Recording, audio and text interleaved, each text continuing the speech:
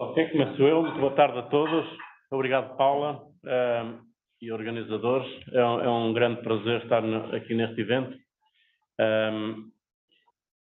O Departamento de Engenharia Informática, embora seja male dominant, tem acho eu, uma longa tradição de procurar envolver as mulheres nas formas, enfim, atrair alunas e atrair docentes, Nós temos, na nossa fundação, temos ali o fundador que acabou de chegar e temos uma outra pessoa muito importante também na fundação, que é a Teresa Mendes, que foi uma docente que esteve na origem da criação deste edifício e de um conjunto de projetos. Portanto, nós, embora tínhamos uma maioria de homens aqui, sempre combatemos essa maioria, tentámos combater das mais diversas formas. É verdade que nós atraímos, sobretudo no curso de Engenharia Informática, uma grande percentagem de alunos masculinos, portanto, mas contrariámos isso também com a criação de um curso de Design e Multimédia, que felizmente já tem praticamente equilíbrio de género, e temos outro curso agora de Ciência de Dados, que também tem praticamente equilíbrio de género. No nosso doutoramento temos inúmeras, portanto, temos, não sei se existe equilíbrio, mas é próximo disso. Portanto, nós, sobretudo, achamos que somos um departamento que, nesse aspecto, portanto, para além dessas iniciativas, temos coisas práticas do dia-a-dia, como casas de banho inclusivas há mais de 10 anos, não é? Temos, que é um pequeno, também um pouco por influência da Teresa Mendes. Desde o início, é verdade. Não estávamos aqui, estávamos num outro edifício ali ao lado, que era na Boa Vista, tinha uma casa de banho para homens, outra para mulheres, até fui eu que geria as obras, e a Teresa Mendes chegou lá e disse: tens que tirar o urinol dali, que as duas casas de banho vão ser as duas para mulheres. E foi aí que eu tive a minha primeira lição portanto, de gender balance e de inclusividade e de acabar com isso, acho eu. Assim, no sentido, portanto, ela, na altura eu era um reles assistente e ela já era uma pessoa sénior me ter dito isso. Portanto, é isso que nós fazemos aqui. Temos um conjunto de iniciativas. Ainda ontem tivemos aí uma iniciativa que trouxe de engenheiras por um dia, que também envolveu, portanto, que trouxe alunas e alunos também. E temos a sorte de ter docentes muito ativas, uma Paula, a Catarina e outras docentes, a Maria José, que são muito... e as jovens docentes também, e alunas de doutoramento, não quero esquecer ninguém. A Márcia também é uma figura importante no gender balance aqui do departamento, porque ela é muito ativa e pronto. Em termos da universidade, deixo aqui a palavra para a Cláudia, mas só queria desejar, acho que este evento é mais é um evento, mas é um evento importante, que ultrapassa o âmbito do departamento, inclui o SES, inclui outras valências da Universidade de Coimbra, e que claramente que tem achei uma imagem gráfica espetacular. Quem é que teve à frente da imagem? Achei espetacular a imagem gráfica, e acho que tem, portanto, que desejo a melhor sorte a este evento, e da parte do departamento tem todo o apoio que for necessário. Estamos à vossa disposição.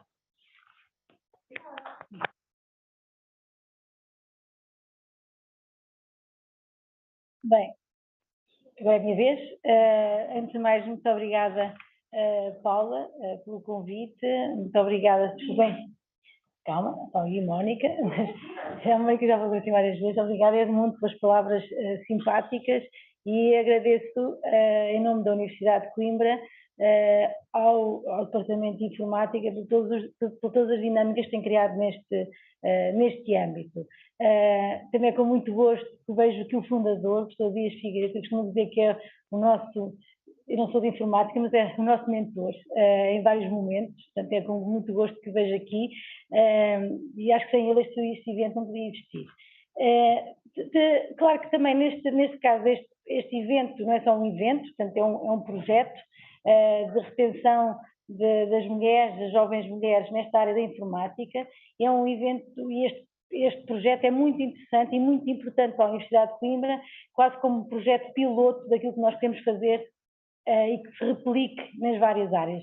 A informática, isto porque as pessoas estavam aqui envolvidas, e claro que é muito importante também sentir o apoio institucional e pessoal de pessoas que sabem, conhecem estas áreas, nomeadamente a Mónica Lopes, a Virgínia, que está aqui connosco, que tem dado todo o apoio a esta componente da integração de género, neste caso mais mulheres nas áreas, destas áreas mais tecnológicas, e que também têm sido os motores da implementação e do facto de termos o plano de igualdade de género incluído num plano maior da Universidade de Coimbra. Portanto, eu costumo dizer que têm sido adotadas por elas, têm aprendido muito, e este é realmente muito importante. E por isso eu só posso agradecer.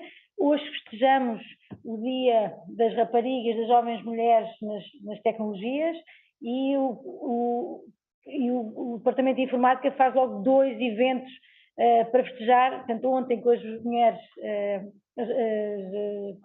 de engenharia, Engenheiros por um Dia, portanto, que agradeço também em nome da Universidade à Catarina, que dinamizou, tivemos aqui 500 estudantes, não só raparigas, mas também vieram rapazes, do ensino secundário, portanto, que mostrou a dinâmica das empresas aqui a receber, os vários laboratórios, foi impressionante, eu estive aqui, tinha vontade de ficar o dia todo, hoje volto aqui, e isto é a semente que a Universidade precisa. Portanto, neste caso aqui, estamos a promover mais, e hoje o dia é mesmo para isso, mais mulheres, homens e mulheres nestas áreas, para que eles escolham aquilo que quiserem e tentar impedir que aqueles que entram para a Universidade de Coimbra para estas áreas, que se mantenham nestas áreas e demos o apoio para a retenção nestas áreas. Portanto, este aqui é um trabalho contínuo e, Paula, muito obrigada pelo desafio. E às vezes só lamento não podemos dar mais apoio ainda a estas coisas, mas vamos continuar. Obrigada, Edmundo, por acolher estas iniciativas, e acho que precisamos de todos e de todas para continuar, e isto é um trabalho constante. Portanto, contem comigo. Eu acho que ontem já consegui convencer pelo menos uma a vir para a engenharia informática. Eu consegui. Eu já houve uma que já tinha trazido, já trouxe para a engenharia informática e que tem ganho uma série de prémios, portanto, o não sabe, mas contem comigo para convencer que é o melhor mesmo é vir para a engenharia informática, para a ciência de dados, para design em multimédia, e que as acolhemos e as mantemos nestas áreas até ao limite. Muito obrigada, e é com muito gosto que não posso estar aqui, porque há outro momento em que o Departamento de Engenharia Informática tem sido muito ativo, que é nos prémios de inovação pedagógica, e também o pai está aqui, que tem levado estas coisas desde o princípio. Desta vez há 3 prémios que são atribuídos a docentes do Departamento de Informática, portanto, por isso nós os dois, 3 em 5, portanto nós dois temos que ir a correr para ver os prémios para aquele lado ali, porque infelizmente também é isso que eu queria dizer, a vice-reitora Cristina Albuquerque não pode estar presente por razões de saúde óbvias, portanto eu vou ter que representar nos 2 momentos, e fiz todo o gosto de ser eu a representar e não outra pessoa qualquer. Muito obrigada. Obrigado.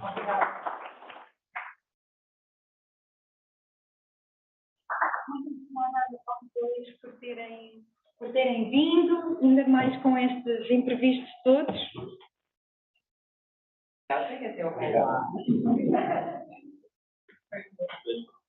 Há uma coisa que eu não disse, mas nós estamos em grupo cá. Ok? Agora traduz para português. Pronto, mas obrigada antes, e corra tudo bem lá do outro lado. Não, isto não está na ordem certa, naturalmente, como já perceberam. Não faz mal. Faltamos aqui um slide, vamos avançar. Podemos chamar a Geraldine, por favor? Eu tenho que parar a partilha, correto? Hello, Geraldine. Hello, hi all. Thank you so much, and my apologies for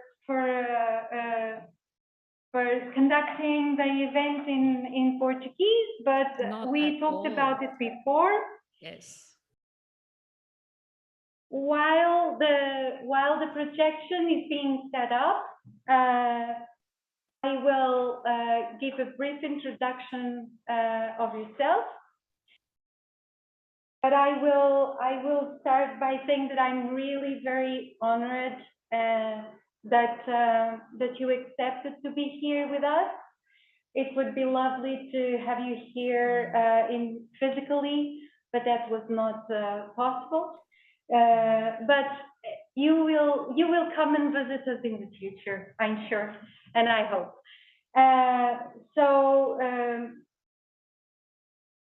We'll let you tell us about the title of your presentation, but it's going to be about building futures together. I think that says everything we need to know about including everybody and making sure that we will include everyone. And now to give you a little bit more about Professor Geraldine Fitzpatrick. She's a professor of technology design and assessment, and she's also the leader of the Human-Computer Interaction Group at the Informatics faculty in the Technical University of Vienna. Her research is focused on social, technical, and people-centered perspectives of computing. She's an ACM Distinguished Scientist and an ICIP Fellow, as well as an ICIP CC13 Pioneer Award recipient. She has diverse background, and she actually started her career as a nurse and midwife. She then continued her studies in applied in computer science and electronic engineering at the University of Queensland. And more recently, she has also completed a master's in applied positive and coaching psychology. She's also the person behind one of the most interesting podcasts that I know, which is the Changing Academic Life podcast, and I invite you all to check it out. And that podcast is about academic career, leadership development, and training and coaching internationally. So sorry for reading, Geraldine. I would not be as succinct if I would tell them all the things that I know about you. So I will give the floor to you now, and thank you so much again for being here. Thank you, Paula. And it is really my honor to be doing this, and I am really disappointed that I couldn't be there in person. And it is very strange talking to an audience when I can't see the audience or have any sense. So I will feel you in spirit. And I'm really excited to be part of the launch of the INSPIRA initiative. And I love the name INSPIRA because INSPIRA is about inspiring. And if you look at the Latin roots of the word, it's about breathing life into, it's about enlivening, it's about elevating, exciting, inflaming. And so I think it's a wonderful name because it captures an energy about what you want to do about creating much more diverse environments in informatics, computer science. And I also want us to think about conspire. So we can talk about inspire and conspire, because conspire is where we breathe together. And I know that there are connotations about, agreeing and uniting to do, nefarious deeds sometimes, but at its core, the conspire is to do this breathing with, breathing together, blowing together, breathing life into things together. And I think that's a key aspect of what we're doing here. So I'm going to be talking about building better futures, building better together digital futures in diverse hands. And some of the ways that, well, before that, can I invite you just to take a minute, just to think for yourself, and if you have a piece of paper and a pen handy, feel free to scribble down some notes, but have a think for yourself. If I were to ask you to describe yourself in terms of diverse dimensions, like what are the aspects of diversity that would capture who you are? And if, you know, or you can also just think about it more generally. You may look around the room or whatever, but when we talk about diversity, what might be aspects of diversity that come to you? Of course, gender is a core focus of today. And what else?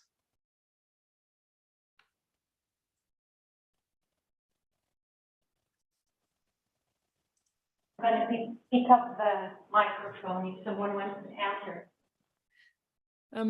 Or Paula, people can shout out, and you could just say as well if you wanted to. Okay. Another thing, Geraldine, you're not projecting yet, are you? Sure. I have started sharing. I have started projecting. So, do you want me to restart? Because it's not working yet, and Okay. it works perfectly for our audience because they can think about what are their diverse. So I've selected share screen, and I'm now maybe sharing. We need to restart. Oh, but now we are seeing yours. Oh, okay, this is perfect now. If it is working on your side, it's working on our side. Great. Yes. So another thing that I should have asked before: are you hearing an echo, or is it good for you? No, it's fine. Okay, perfect. So just quickly, you might just throw out some words, and Paula can repeat them for me. Okay. Nationality. Nationality. Nationality. Yep. Background. Educational background. Mm-hmm. Age.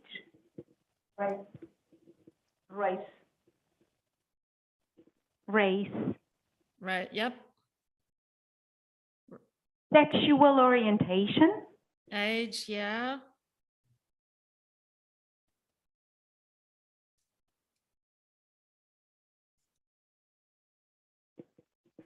I don't know if anyone said language. Yeah. Or I don't know, culture? Mm-hmm. I don't know if anyone said, I don't think anyone said glasses. You know, we are very diverse in terms of our eyesight. Glasses. Who else?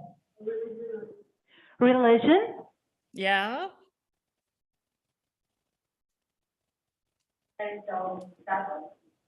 Marital status. Mm-hmm. Okay, and that reminds me of having children or not. Yep. Having an aging parent that needs care. Yes. So the whole sort of family life situation. So you can just be thinking about that in the background as well. And I'll come back to those, because what I want to try to argue today is that diversity matters and why we need diversity. And I also want to try to open up the notion of diversity and what diversity matter when we think about designing technology. And obviously gender being a key aspect of diversity relative to the event today. And then what do we do about trying to get more diversity? And I want to talk about that both from how we create more inclusive cultures and, of course, again, given the focus of today, the role of mentoring in that. So I want to just start off. Oh, and I'm going to be having some slides where there's more content on the slides than what I'll talk to, with the anticipation that we'll share the slides and you can read the details there. So Some of the slides I may just sort of whiz through quite quickly. But to start off with, I just want to pick up on this whole notion of digital futures. And we can project what digital futures may be like by looking at the future that we've created for now from years ago. And what the impact has been on the current now of our digital life, because we have a lack of diversity.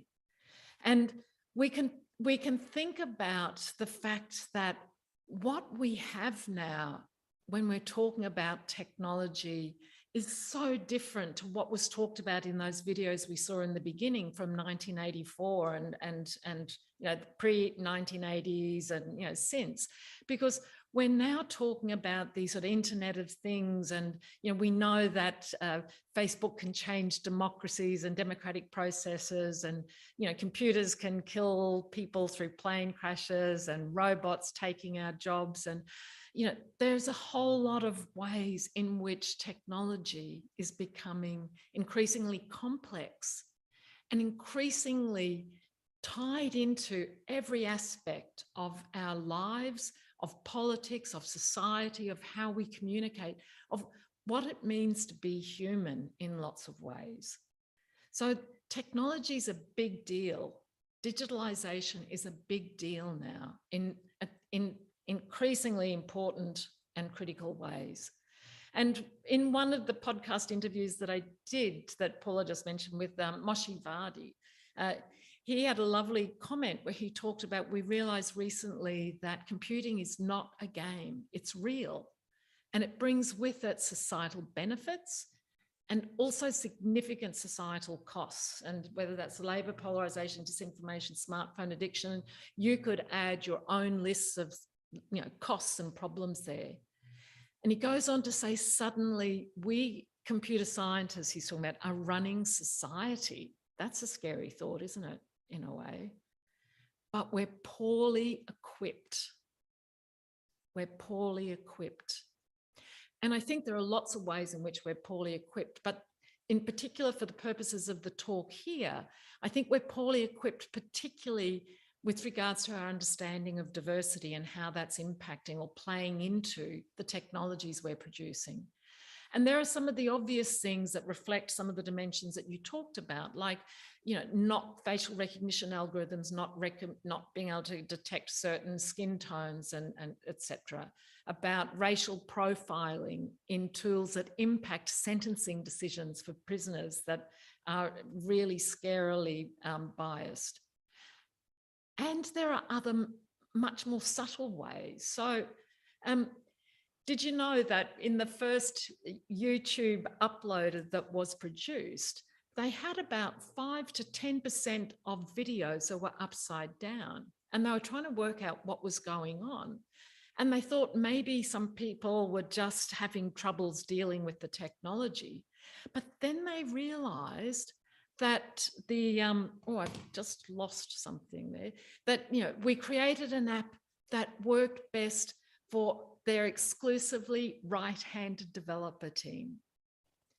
So did any of you think about whether you're right or left-handed as an aspect of diversity when I asked you at the beginning about diversity? And it's not something we would typically think about, yet it was a dimension of difference. And we can think about diversity as dimensions of difference. It's a dimension of difference that mattered for this particular piece of technology, that had real implications for people who didn't fit the dominant set of team members. And of course, Paula also mentioned people wearing glasses as an issue, and that's certainly my issue. So I have this lovely smart watch that, you know, I set up for going out for a run, but I find that because I'm not wearing my glasses when I'm out running, I can't actually see, and I can't get any settings that enable me to properly see the readings when I'm out running. And you know, I can't read the instructions on pill bottles and things like that anymore as I'm getting older and my eyes are doing the normal deterioration of aging. So there are multiple dimensions of difference. that relate to who we are in terms of our identity and also who we're designing for.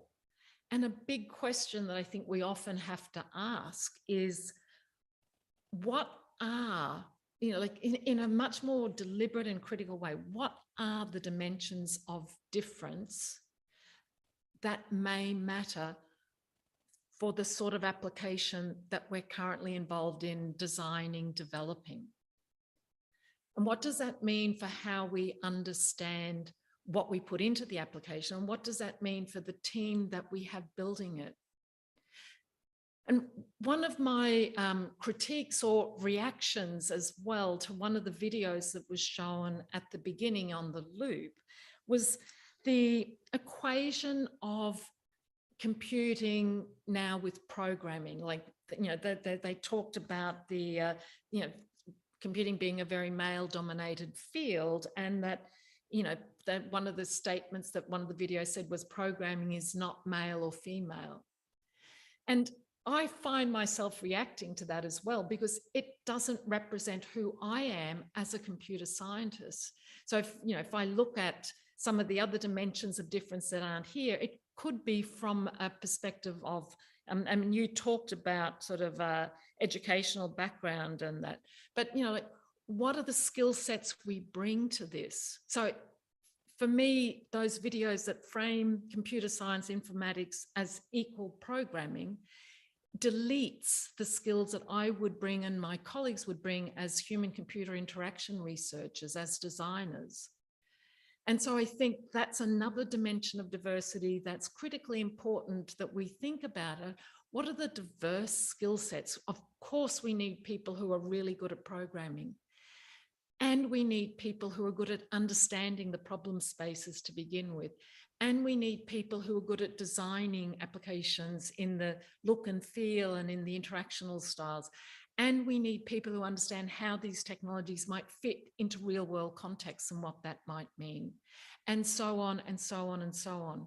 So diversity for the sorts of applications that we're building and for computing is much broader than just programming. And if we just think about targeting, getting more women into programming, we're missing the point. And in fact, some of the latest CMU work, when CMU was presented as one of the leading examples, is they also increased a lot of their quota of women in computing by opening up more of design-oriented programs, sort of attracting, and not just attracting more women, but more people who bring those skills. And it just may happen that more of them happen to be women.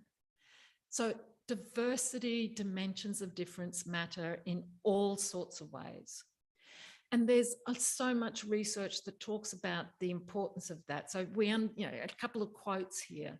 We understand that scientific excellence, so the solutions that we produce, depends on creativity, and creativity emerges from diversity, and the advantages of diversity are realized through inclusion. So we get better solutions, more creative solutions, when we have diversity, when we have diverse teams.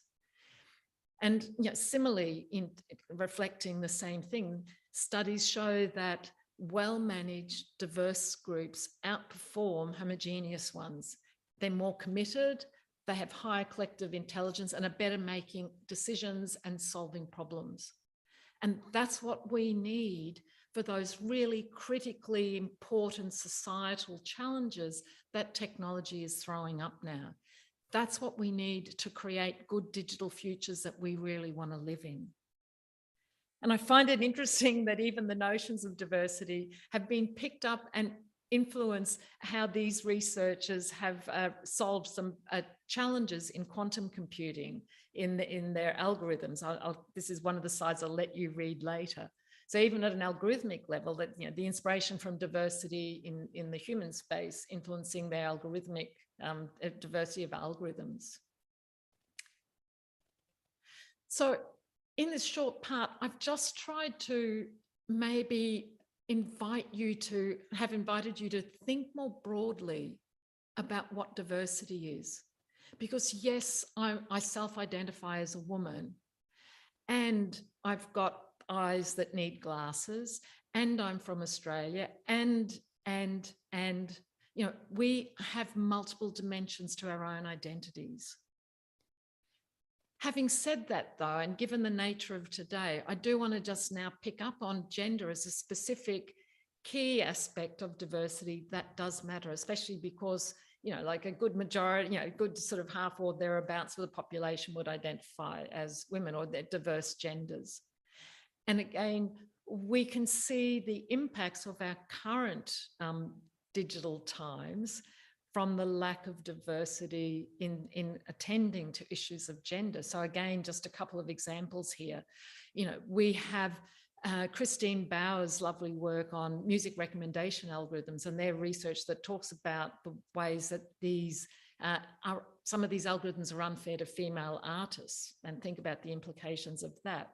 There's a great report from ACM Europe that looks at a lot of the gendered ways that there's bias embedded in algorithms, in AI algorithm, automated decision-making systems.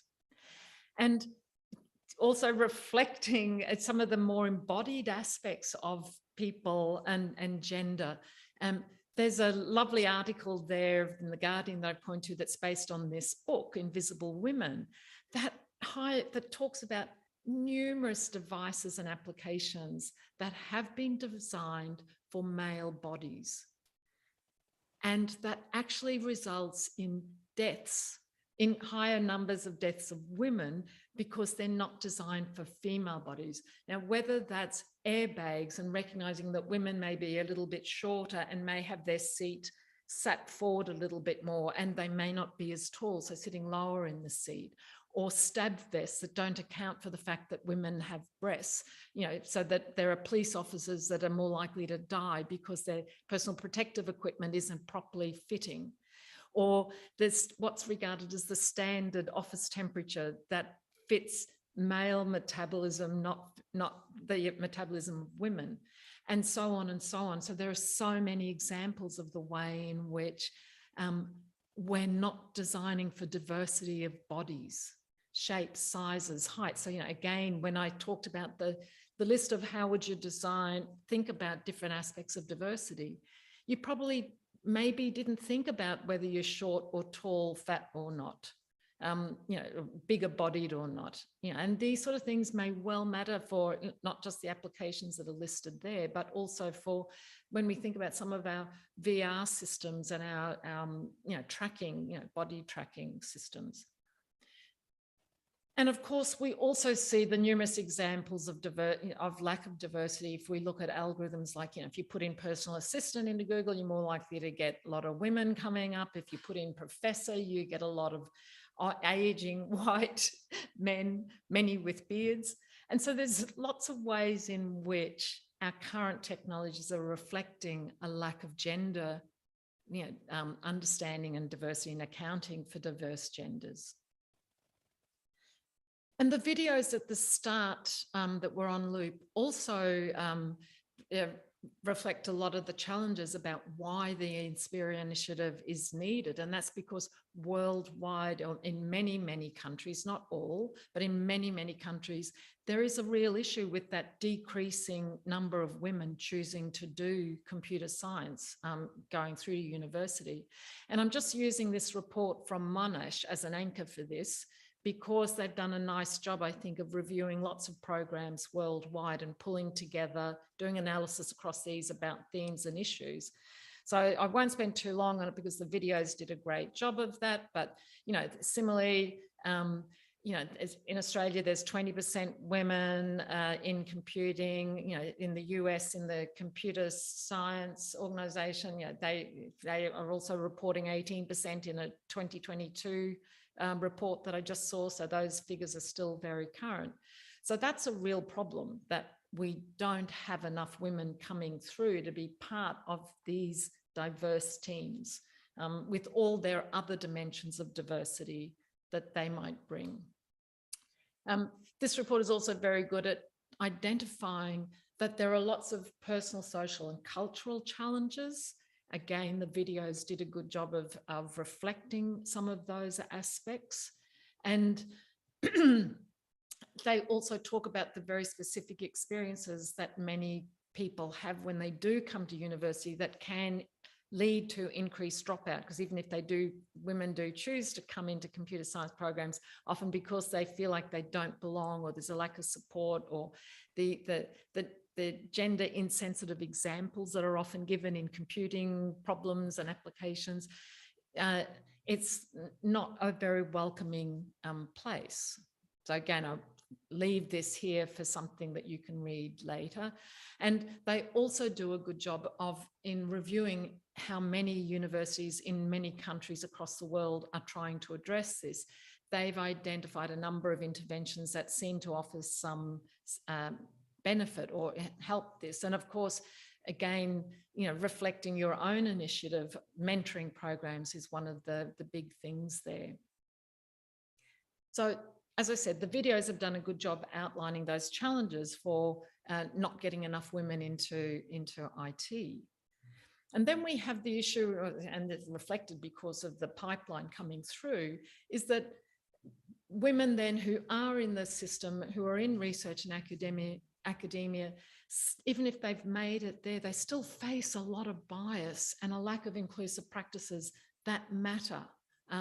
So, we know there's numerous pieces of research about gender bias in evaluation and hiring, and we are all subject to playing out that bias. So there are studies that have given men and women the exact same CV, the only difference being that the name is changed to being a male or a female, and everybody, women or men judging these CVs, will almost universally judge the male as better qualified and better suited, and they'll draw more attention to their technical skills than when that same set of criteria are labelled with a woman's name. That's very sobering. And these CVs and these sorts of biases really can impact who we recruit. We know that women are subject to much harsher teaching evaluations by students. We know that there's gender bias in peer review processes and publication processes and self-citation practices. We know that within organisations as well and universities, there's also the issue about that women face routinely day-to-day, often called microaggressions in the workplace. And we heard in one of the videos about one woman reporting how they were always asked to take the notes, or their technical expertise wasn't taken so seriously. And again, there are many studies that talk about how women interact in meetings and often being interrupted and spoken over more often, and their contributions not being acknowledged. We also know that in academia, women tend to do a disproportionate amount of service roles and, and academic citizenship. And I think that what Paula and Monica have done in setting up this initiative is a great example of really critically important academic citizenship and service, and to what extent this sort of service and time and effort is then reflected and valued in later promotion decisions and evaluations. And because in many of our institutions, we want that service done, it's done by women, but it's not valued. People still go and say, where are your journal papers? Even though they want the programs that are running. So lots of implications here. We know that for all of us, whether we're students or professors, many of us deal with that. We're always being challenged about feeling like we don't belong, that we're imposters in some way. And that isn't, it's particularly so for when you're an underrepresented minority woman.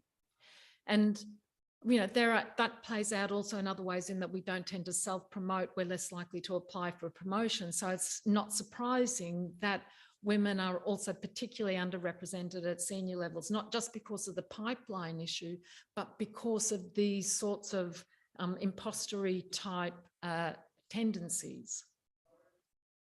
So, these are just examples, and it just says that there's lots of work still to be done. So how do we go about increasing diversity so that we can have better digital futures that reflect and look like all of us and that meet all of our needs? well, maybe not all, but that might be a little bit idealistic. And I want to first talk about that in terms of culture, because I think this matters. And so often we interpret a lot of these issues as being down to the individual. And it's up to the individual to sort it out, or little local pockets.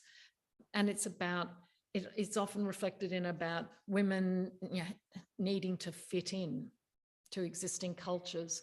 Whereas we actually need to have radical culture change that makes it a safe and productive and effective place for everyone to be in, and not about this minority group fitting into a majority culture, which currently is very male dominated. And I want to reflect on, our emphasis often on diversity. And we see that in the videos and in the data that I just reported, that we often talk about diversity in terms of our percentages. So we say, what's the percentage of women students in the student population? What's the percentage of women in the faculty? And that's great. And that's about diversity. And that's about having a seat at the table where we may be seen. And we see, those numbers then play out in how we talk about recruitment and how we talk about our retention rates. But if we stop there, diversity often becomes a tick box exercise in just trying to manipulate the numbers, and nothing fundamentally changes from the culture level. So the next step is, it's not enough just to have a seat at the table, but how do we create inclusive environments that allow people, everyone, to have a voice at the table, so that they're not just seen, but they're heard? And what do we need to have more equitable practices as well, so that it's not just having a voice that's heard, but a voice that is equally valued and respected and really listened to and engaged with. And that's quite a shift if we think about, that isn't about these extra numbers fitting into the dominant culture. This is about a real culture change of how do we create more inclusive practices and more equitable processes. And so some of the ways that people talk about this are, in terms of, we need to get down to really actionable strategies. So Neuroleadership Institute, for example, has this ABC model towards sort of creating these cultures, because they talk about, we need to change the way we think about this. And we need to create more self-awareness and more empathy and perspective taking. And again, that's not enough. We need to have, the moment by moment, day by day, everyday behaviors that create inclusive habits. And, if we just take the meeting practices as an example, not allowing, in the next meeting that you go in, not allowing male voices only to dominate, but inviting other voices. And there's research also that talks about who talks first in meetings matters. So, if you're facilitating a meeting, inviting one of the women to contribute, or if you hear a woman's contribution being ignored, be the one to draw attention to that contribution. So these everyday micro behaviors that can become new habits. And we can think about how that plays out in teaching and learning initiatives as well, that we might do every day in our classrooms. The language that we use, the examples that we use for our programming or whatever classes. And this also needs to happen in the context of bigger level structural changes, having supportive policies and processes and reward systems and evaluation criteria, as I mentioned. And this goes towards creating, cultures that more generally recognize and invite diverse contributions that may not look like what they've always looked like. And then there's mentoring as another way in which we can do this conspiring to inspire, where we bring together all our heads, hands, hearts, and learning together, so that we can help all of us move forward and become not just a number in a percentage, text tick box, but actually very effective contributors and doing great work. And I want to just remind us that it's not just about junior people needing senior people to sort them out. We all have a need at all stages of our career for support and input. We can all benefit from that. I'm retiring technically from TU next year at mandatory retirement. I still need mentoring for new things that I may be taking on or whatever. And we all have something to offer. We all have something to offer. So this is very much a mutual thing.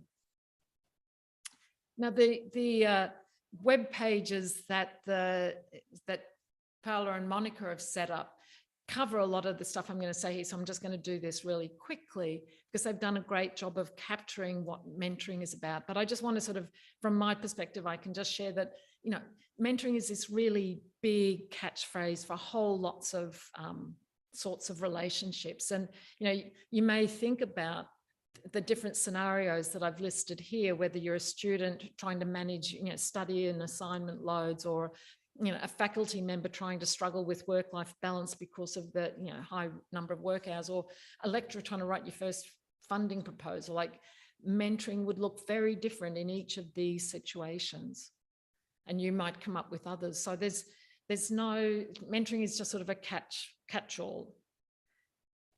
But the definition of mentoring, given that it's a bit of a catch-all that I think is quite nice at a general level, is that somehow mentors understand something of the context and challenges in the environment. So there's some way in which they do bring a little bit of expertise.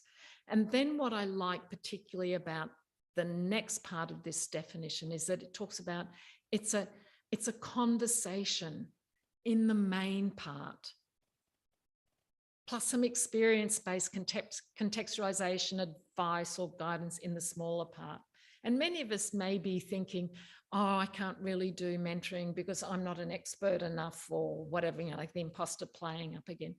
But this definition points to conversation and relationship being key, and the expertise that we can bring in being really useful, but it's not the major part. And this is reflected in a study that was done that asked, what are the 3 words that you would describe a good mentor? And for those who may be taking on mentor roles, I hope this provides some encouragement that, you can see here that the key things are about patience, listening, empathy, communication, being encouraging, being honest, as the really big things.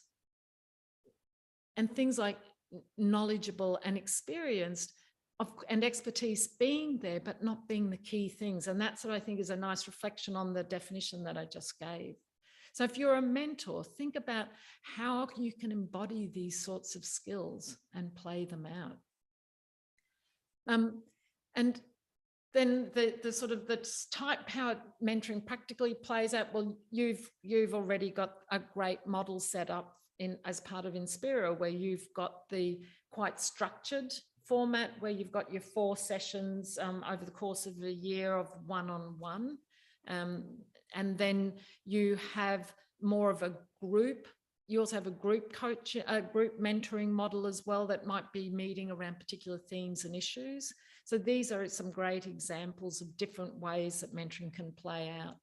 But it's worth just remembering that, my mentoring might be, I have a great mentor from my Queensland University days, who was a lecturer, and when I was doing my undergraduate master's degree and PhD there. And I still go back to Janet, as a sort of an ad hoc thing, because she's been a general role model for me, and I will just go back and have a chat when there's something coming up. Or there may be someone who I know is really good at something that I just go to one-off on for something as sort of an ad hoc thing. I had a meeting this week, for example, with someone who's now, who was finished his PhD with me about 6-7 years ago, who asked could he come and talk because his current postdoctoral contract has ended and he's looking at options for his next career move. So he just wanted to come and talk through that. So that's a very sort of ad hoc needs-driven example. So lots of ways. And I'd also want to just pull out that we don't often just have one mentor. You know, we often have a whole board of mentors, you know, for different purposes and different needs that are more or less important at different times. So hopefully that will just open up the notion of mentoring there. I won't go through this because this is reflected in your website, but you know, it just points to the fact that, again, in that sense of there's no one set model of what mentoring is or definition, this reflects a whole lot of different purposes or ways that mentoring may be helpful.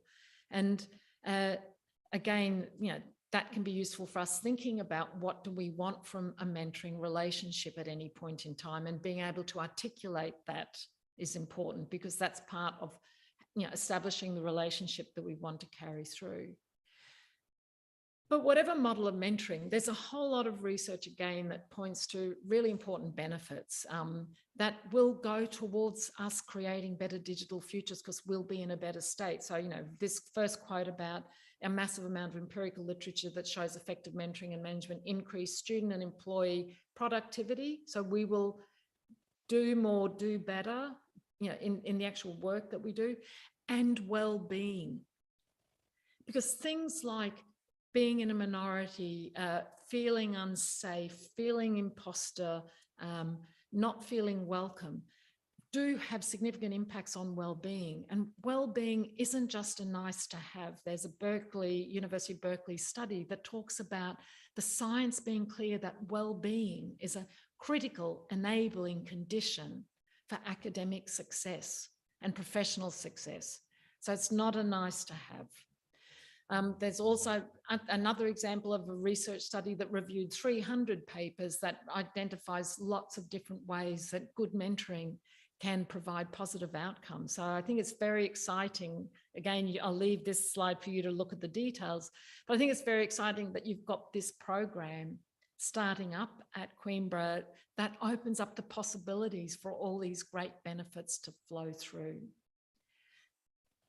So in wrapping up, I just want to remind us to think about diversity really broadly. Because if we're going to build digital futures, better digital futures than what we have now, we need to take diversity seriously. And gender is a key aspect of that. And we need to think of what other aspects of diversity matter. For whom, for when, for our teams, for the technologies that we're building, for the environments that they're going into.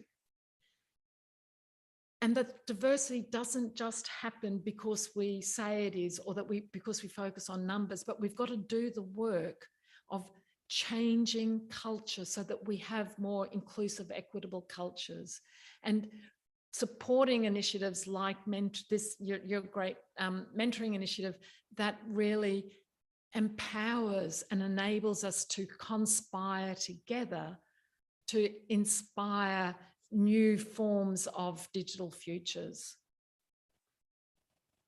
So with that, I will finish, and I'd be really happy to have any discussions. I can just, as Paula said, sort of invite you to go to the Changing Academic Life as well, because I think this is another way of sort of implicit mentoring, because we don't often talk together about the challenges that we're having. If we go back to one of those slides, so many of what we might get out of mentoring is about sharing and recognizing that we're not alone. And I think that hearing other people's stories can be really powerful, and we should take opportunities to do that. And you can do that over the coffee break when you have all your yummy snacks that I've heard you've got waiting there.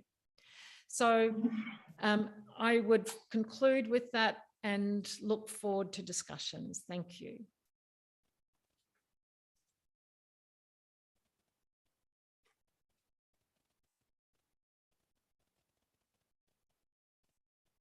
Thank you so much, Geraldine. I will collect any comments and questions from the audience, and then I think I will also have my own, my own questions and comments, I think. But thank you so much, Geraldine. That was a really inspiring talk that will help us to conspire, to inspire in our initiatives. Okay. Anyone? Comments, questions? Hello, my name is Carlos Fonseca. My question goes back to your background. We heard that you were a nurse and a midwife, which, as I understand, is a heavily female-dominated profession. And I wonder whether you would say virtually the same things that you said today about the role of women in technology, or the current situation of women in technology. Does that apply in reverse to the male population in nursing and midwifery? Yes. Yes, I think it does, because I think we need that diversity there as well.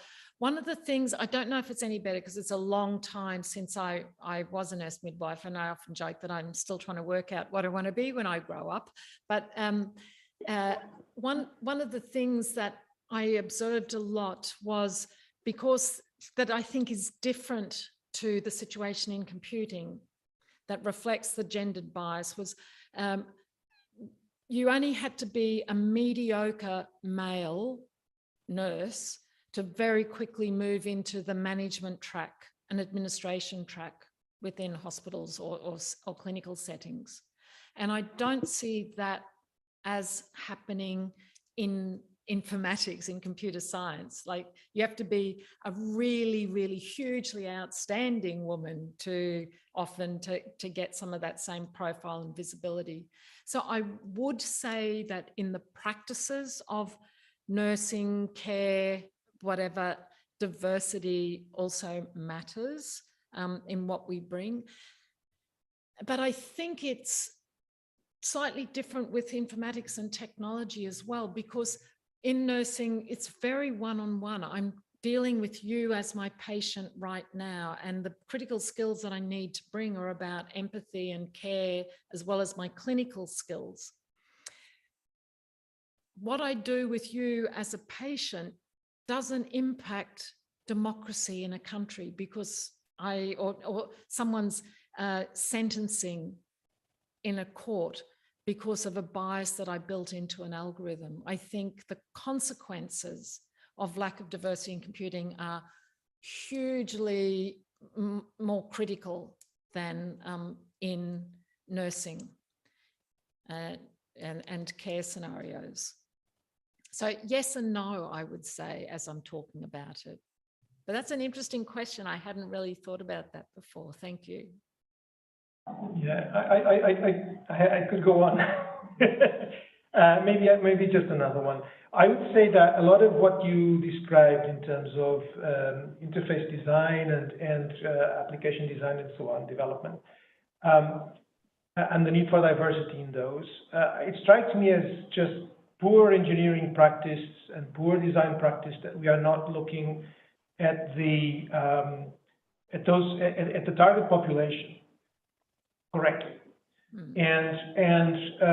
So I think that, of course, diversity is not only a design strategy, not only a product development strategy, it's also a political issue, or has become a political issue, because obviously it means that there are resources that are being shifted around and so on.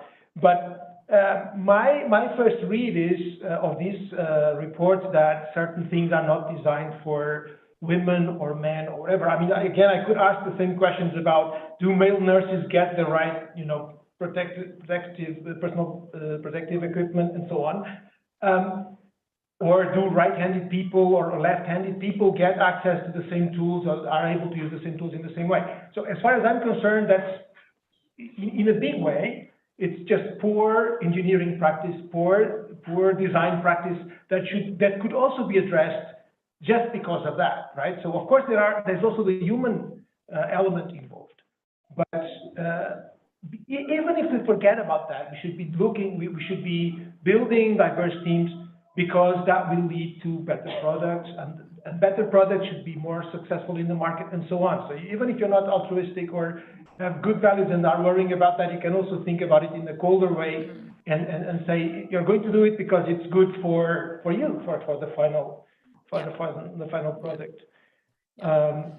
And I would just like to make one last comment, which has to do with how the data that was presented and the videos in the beginning. I did not identify with a lot of things that were said. And one thing, and this has to do with diversity again, right? So maybe because I feel that I'm different in that regard.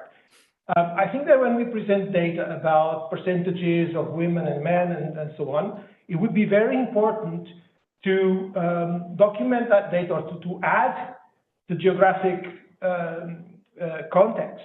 So this happens a lot in the US. That happens a lot in Australia. What happens in Portugal? And I'm not saying that it's better or worse. I'm just saying that it's bound to be different. I mean, I myself, and we were talking about diversity, I myself lived 7 years in the UK.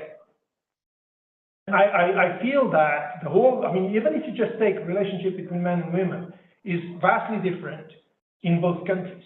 Yeah. And I think there is a real danger when some of the statements are made as if they were a universal truth when they are based on localized data. Yeah. Yeah. And in a way, it's kind of, you know, we're talking about diversity, but in a way we are making blanket statements about diversity and how you should address it, or how you should address these issues, but without recognizing that the situation itself is diverse.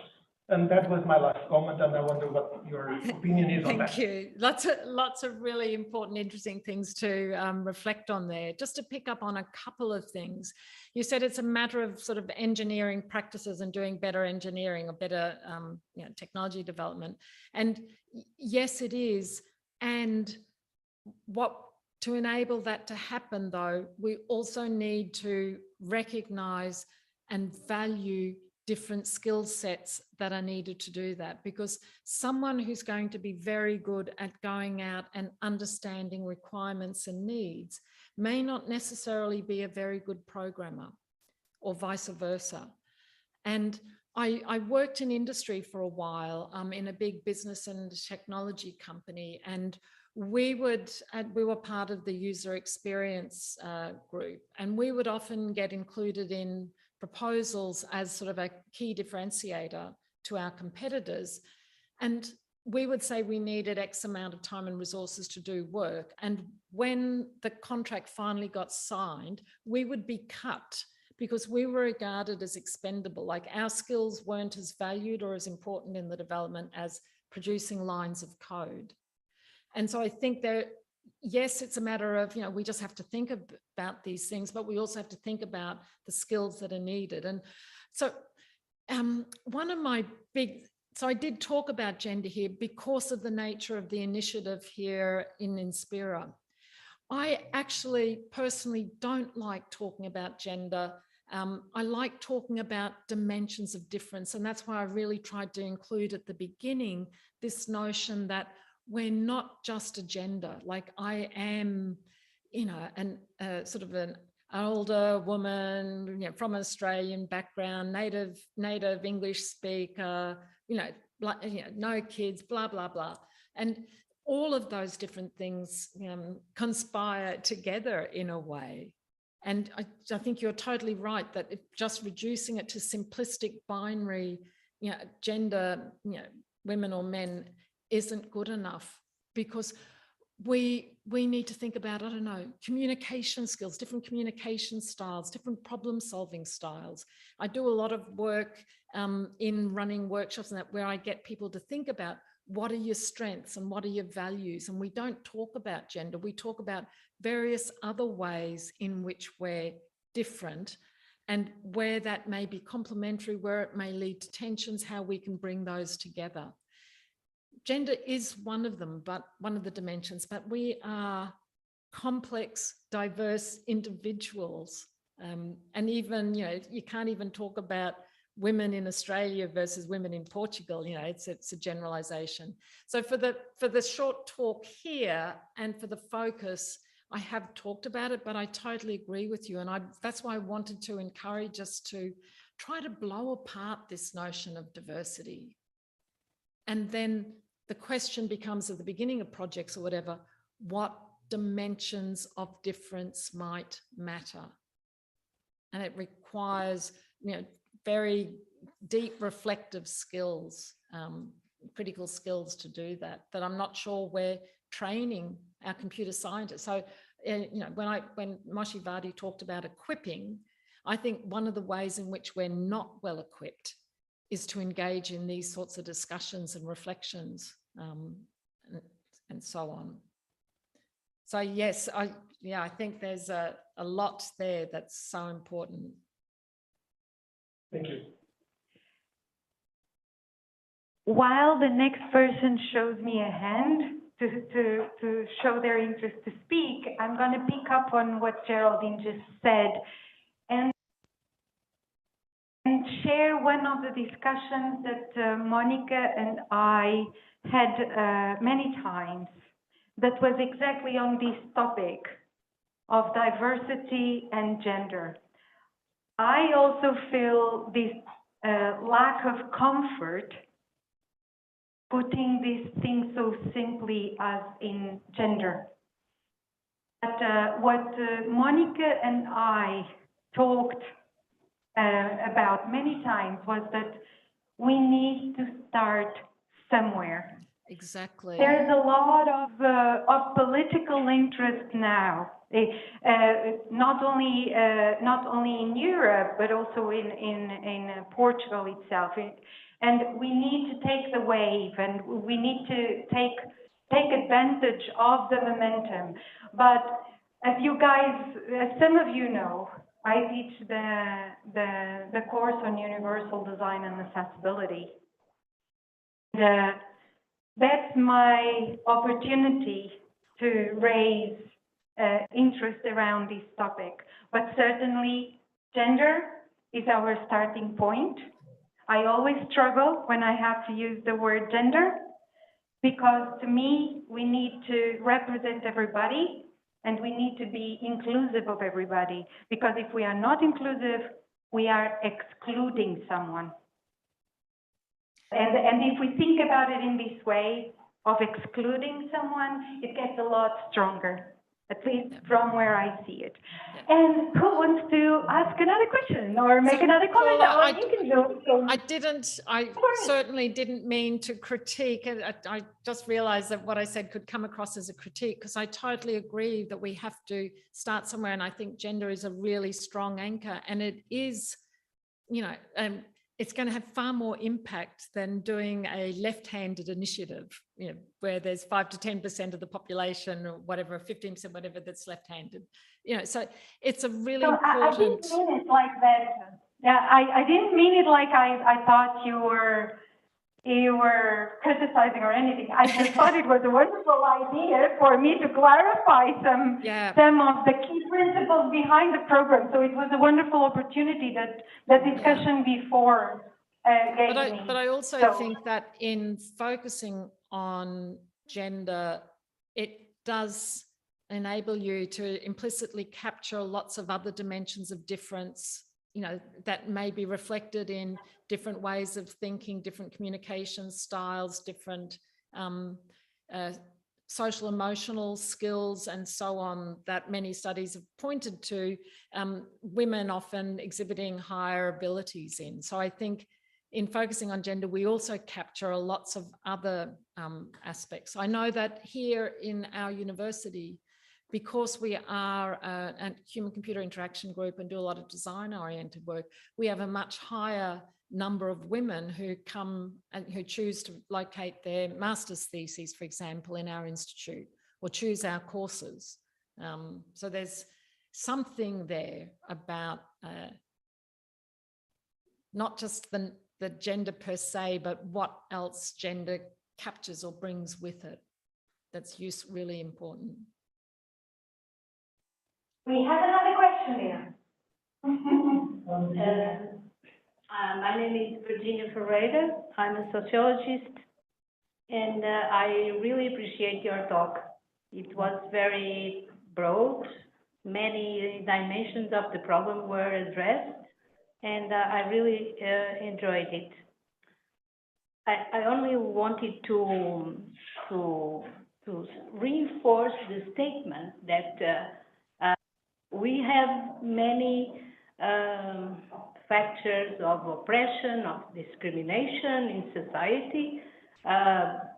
We mentioned some, like age, like ability, like family status or sexual orientation. Well, there are women and men in all those factors. So Yes. age, women doesn't live or experience age like men, or women with disabilities are much more discriminated in the labor market, in the sexual dimension, etc. So gender is in fact the structural axiom of discrimination and difference. And so it really must be, as you stated, the first difference where we should look at every time we deal with people, as professionals or as customers or as patients, etc. So there are, of course, other discrimination axes, like, for instance, race, the color of skin. That is, I would say, the second most structural difference. But of course, gender is one of, even when we think in a non-binary way of thinking about gender. Yes. And Yes. I would, if you allow me, I would like to stress this idea that it is very important in this process, when we start to think about this different way of doing things and not doing the business as usual in recruitment, in evaluation of performance, etc. When we start to think about how are we going to do this in order to respect the differences, in order to get the excellent level we desire in our working and our performance. Yeah. We start to include all these concerns, and in general, the result is much better than the business as usual. Yeah. There are many studies that show this in the experiences for quota, for instance, I'm thinking about, for instance, in Norway, that was the first country to introduce quota for the participation of women on boards of companies. And the result is that, in fact, they get better people, more qualified, and of course, more diverse. Thank you. And the companies that have more diverse boards, again, there's research that says they earn more money. I've lost my word that I was trying to say, but they do better as a company. They're more successful, as some of the research has said. Yeah. Thank you so much, Virginia and Geraldine. I will take one last question. Okay. So Katerina, she is one of our mentors. And yesterday she took care of 350 students on her own. She is superwoman. Thank you for your presentation. One thing I think a lot is about the speed that things are changing. So could you comment on that? So are you thinking that it's too fast or too slow? What's your comment on the speed that things are changing? It was implicit, but I think it's really too slow for this century. I know.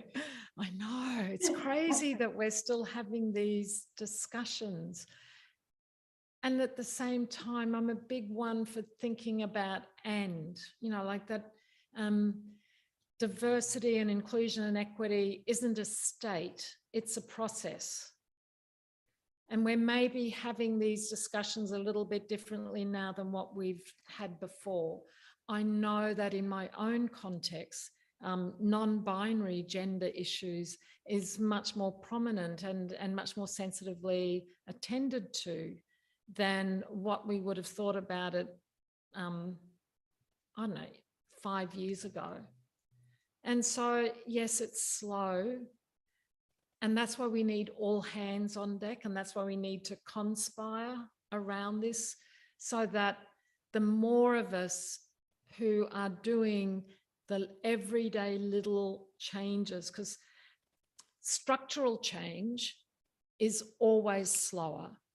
I don't know if anyone is familiar with Stuart Brand and his work about buildings that change, or can't remember the name of the book, but he talks about how in a building, I can look at my office and I can go, I can rearrange the furniture and I can do that really quickly. But if I want to move a PowerPoint, it takes a little bit more work and effort and maybe slower to do.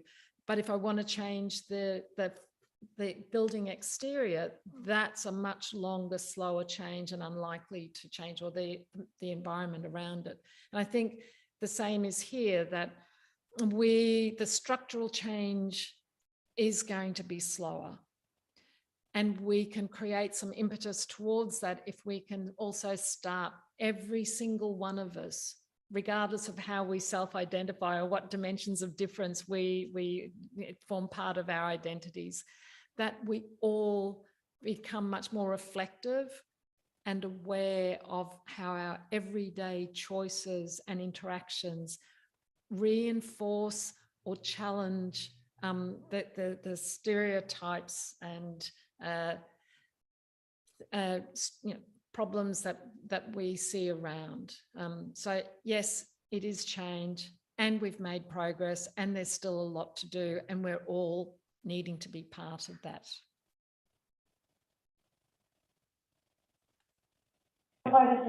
So just one more, Geraldine. Thanks for your help with this.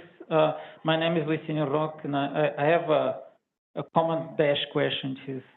I really appreciate your framing with the dimensions of difference. Although it made me think that a lot of the ways that we still use for inspiration in our organizations are based on 18th and 19th century military, heavily male oriented or male inspired organizations of power. So how does this come across with dimensions of difference? I mean, it doesn't really fit, does it? Sorry, I missed the, doesn't fit with what I'm... If we're still heavily inspired in military hierarchical power relation, how does it cope with dimensions of difference if this was actually invented to erase difference? Yes, and that's also got a cultural element as well. And I experience Austria as being much more hierarchical than the UK, and I experience Australia as much less hierarchical than both the UK and Austria. So there's sort of certainly a cultural element as well. And again, I think it's just, how do we get our leaders trained up to start asking the questions themselves as well?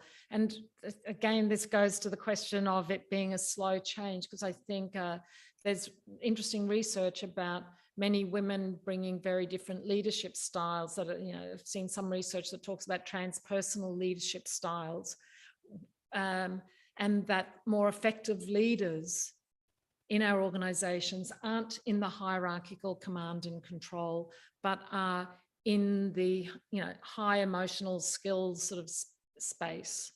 And In business world, I think there's an increasing awareness. I think COVID has actually been instrumental in bringing some of these skill sets to the fore more. So there's a much stronger shift away from command and control in the military style to more collaborative, collegial, empowering people and taking more of a coaching-like mindset to leadership. I think that academia is slower and to respond, at least in some of the contexts that I'm in. And that's also part of why we're running a course for Informatics Europe on developing academic leadership that focuses on the people skills so that we can start. And we've had about 60 people go through our courses so far, which is very exciting, going out into academia, going back into their academic institutions where they're all at different levels of leadership. Some of them are heads of departments, some of them are heads of research groups, some of them are younger postgraduate researchers. But we're hoping that we're instrumental in starting to change the conversations and the awareness about different ways that it's possible to do academia, to be a leader that doesn't reinforce and perpetuate the more sort of command and control military style. Slow change, but we're trying to make it happen. Exactly. I'm afraid that we will need to wrap up, but not without saying two quick words. The most important of them being a big, warm thank you to you, Geraldine, and now making the link to what we will do next. So Monica and I will present INSPIRA. We will be brief, but I will link with what Geraldine said, because we've gotten a lot of queries about what am I supposed to do as a mentor? Fit, am I not? Can be a mentee. And picking up on what you said, Geraldine, I'm going to say that each of us can probably be a mentor, because as Geraldine highlighted, we all have strengths and we all have weaknesses. And some of us will be very good, for example, at understanding organizational structure, how to deal with it. And some of us are going to be very good at career planning. So, and some of us are good at communicating. So from where I see it, and I think I speak for both of us, anyone can be a mentor. And one of our biggest challenges is going to be the pairing of mentors and mentees. But I'm sure we will succeed. Anyway, thank you so much, Geraldine. You're welcome to stay with us for a little bit longer. And I did say something wrong before. We will go to the presentation of INSPIRA and only afterwards to the coffee break. But if you need to go before, please stop by the door, you know, like the next door, the room behind this one, and you'll find some nice things to eat and drink, okay? But yeah, so if you're welcome to stay, Geraldine, but we will be speaking in Portuguese. So I may leave you then if you're speaking in Portuguese, and I just want to thank you for inviting me and for the engagement. And I go away with lots of food for thought because of the really interesting questions and comments that were made. So thank you. And all the very best for the rest of the day and for the whole initiative. I think it's really important. Bye.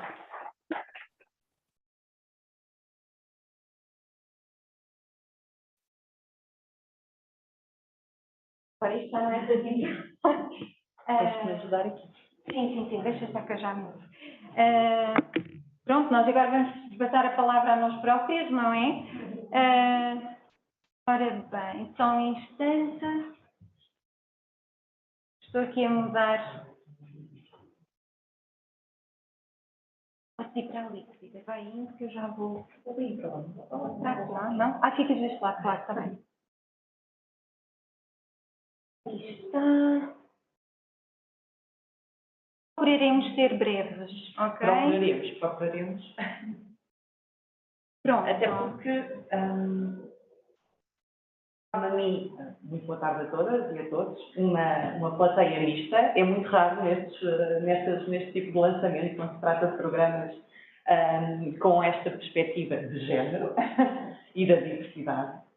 É para mim um prazer imenso estar neste lançamento. Foi um programa, e começando por aqui, foi um programa que nasceu da articulação entre o projeto SUPERA, Supporting the Promotion of Gender Equality in Research na Academia, que é um projeto europeu de que a Universidade de Coimbra faz parte. Na equipe portuguesa estão aqui a Apresentação, eu e a Virginia Ferreira, que fazemos parte da equipa, e do projeto SUPERA, que é um consórcio europeu, partiu a realização de um diagnóstico organizacional com o objetivo de criar na Universidade de Coimbra um plano para a igualdade de género e para a diversidade.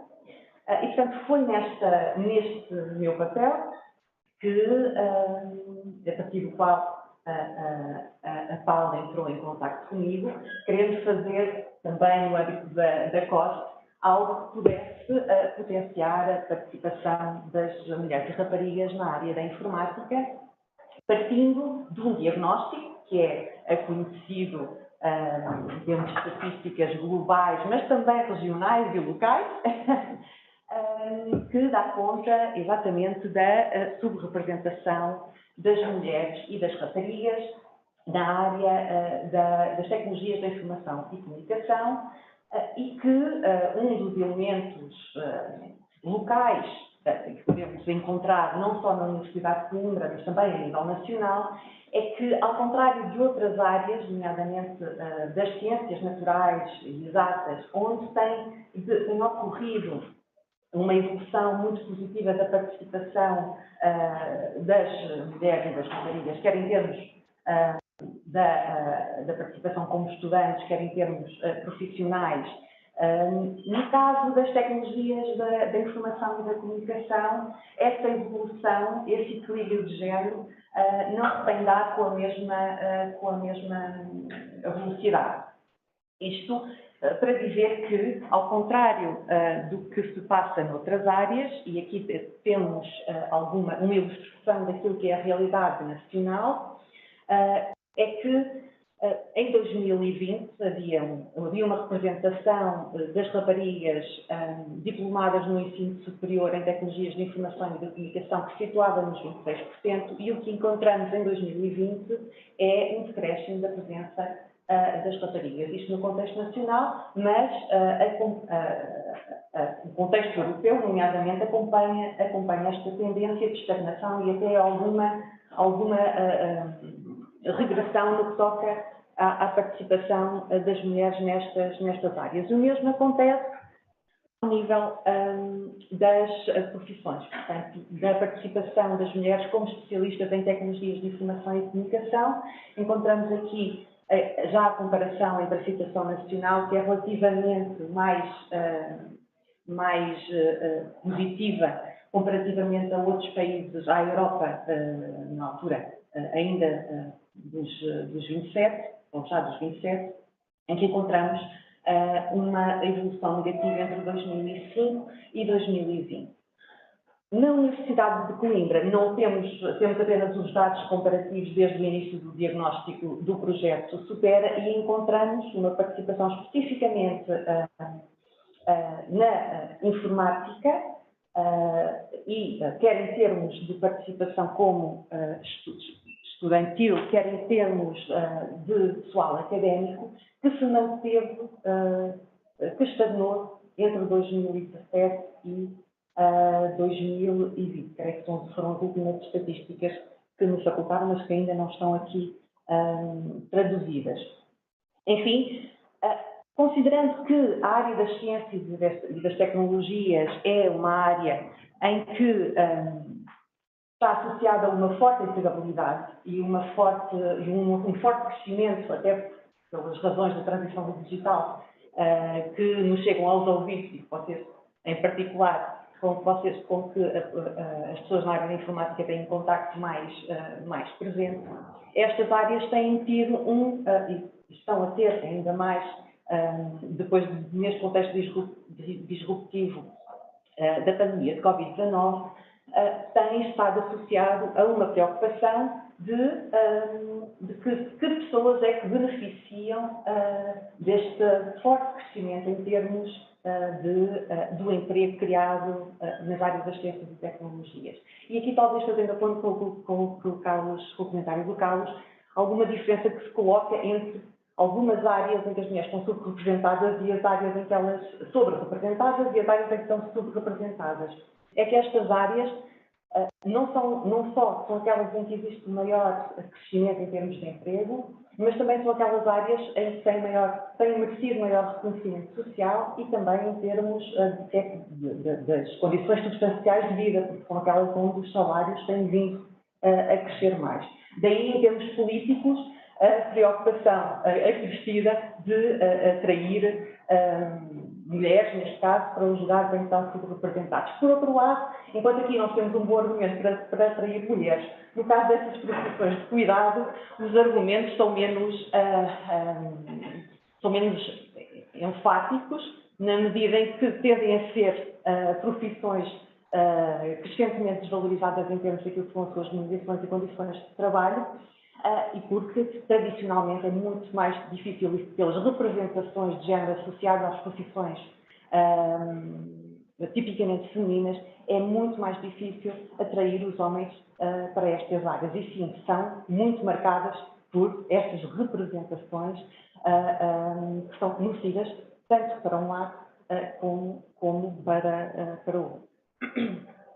Ora, depois, enquadrando esta questão da igualdade de género, que no fundo é aqui, portanto, que é fundamental, que sustenta e que intercepta outros eixos de desigualdade e outros eixos identitários, a verdade é que ela se enquadra nesta perspectiva e neste objetivo mais abrangente, que é trazer mais voz, maior diversidade de características e identidades para a computação e para a informática em termos mais gerais, por forma a também melhorar aquilo que é a qualidade do produto, quer em termos do seu impacto, dos seus resultados, mas também em termos da sua relevância e da sua representatividade, na forma como ele serve a vários públicos a quem ele se dirige. Porque o problema a questão da diversidade também ao nível das equipas acaba por se repercutir nas características do produto, como muito bem a Geraldine já desenvolveu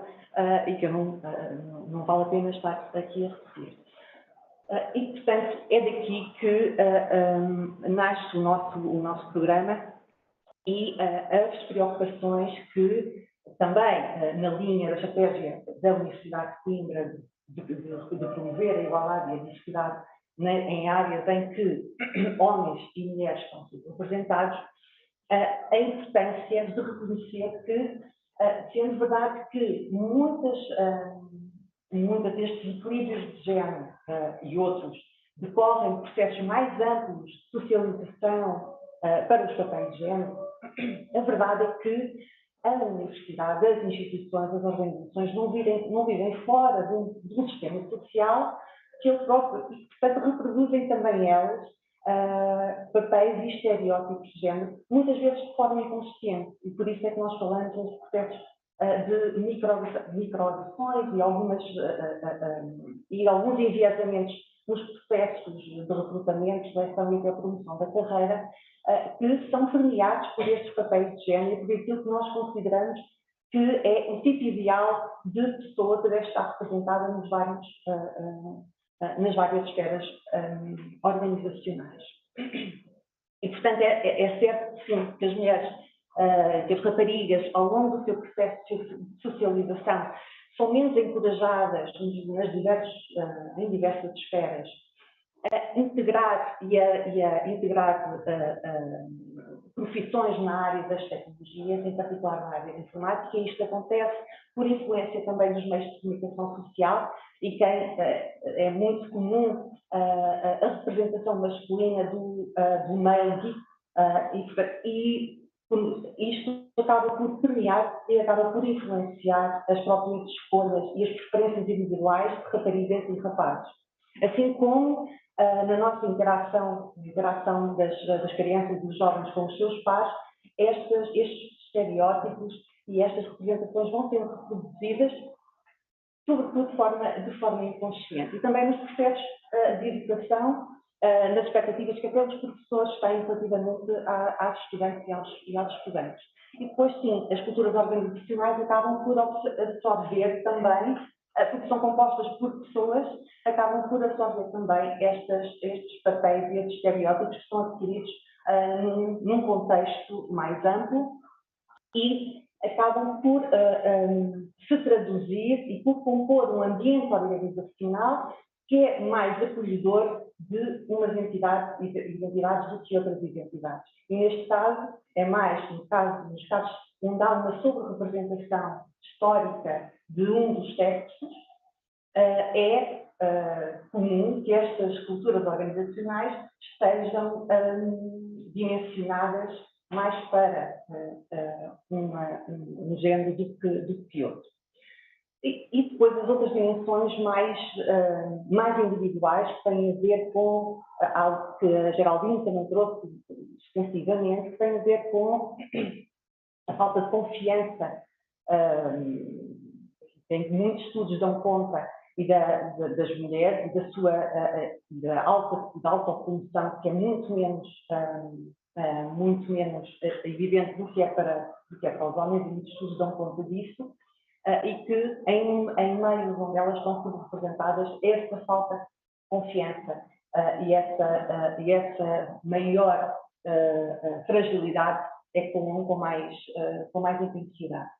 E por fim, a escassez de role models também, para que contribui também os processos de mentoria ao nos darem acesso a figuras e a experiências que são para nós inspiradoras, nomeadamente de mulheres, e que nos indicam que nós podemos ser aquilo que nós podemos ver e nos vão alimentando esta percepção, que é subjetiva, mas que tem que dar frutos. Vamos ter de dizer, não é?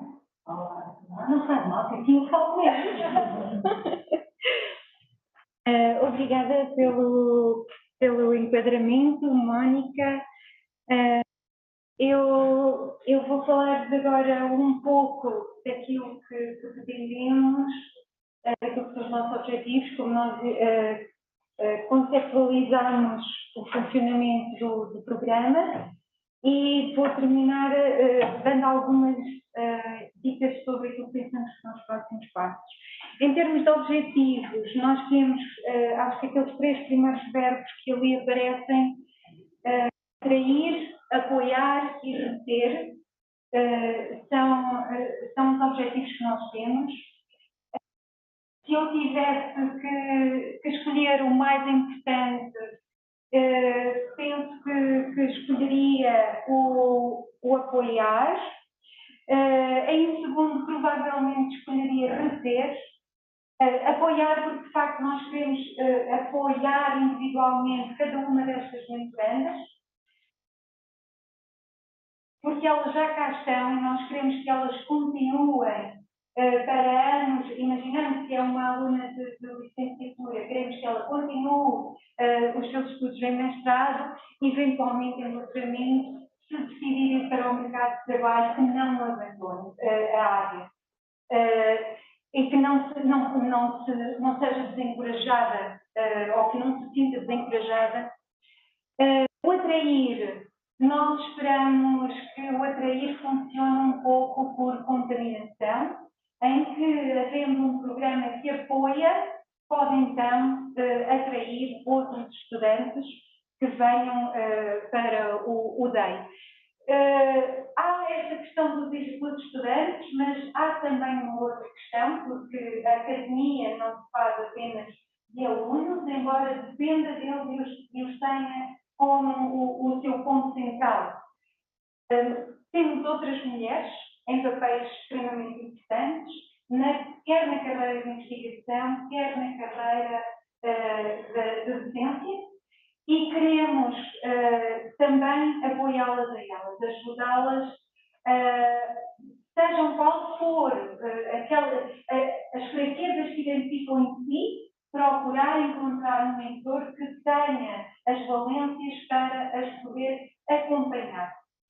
Portanto, muito importante termos isto em conta, que queremos que uma das coisas que nós queremos é mentores e mentoras, outra coisa que nós queremos são mentorandas, e queremos que venham diferentes perfis de mentorandas, onde se incluem, e não posso deixar de frisar, as investigadoras e as professoras em início de carreira, independentemente de estarem no...